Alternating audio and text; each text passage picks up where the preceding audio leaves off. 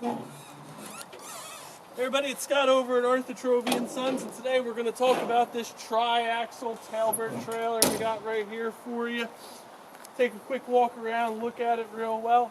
Boards look like they're pretty good intact. Whole lot of solid metal throughout this.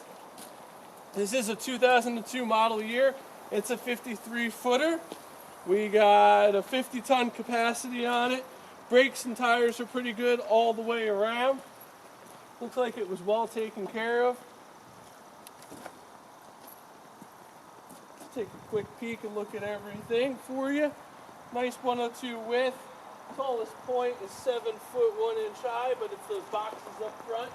Might be able to do something about that if you need a little bit more for whatever reason. The axles do slide real well. Everything works on this as it should. Does have a hydraulic winch on the front.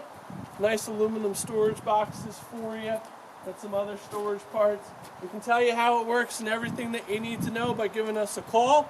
Check us out online, or our favorite, you stop on by and see us right here in Sparrowbush, New York, in beautiful Orange County, right along the Delaware River on the border of New York and New Jersey.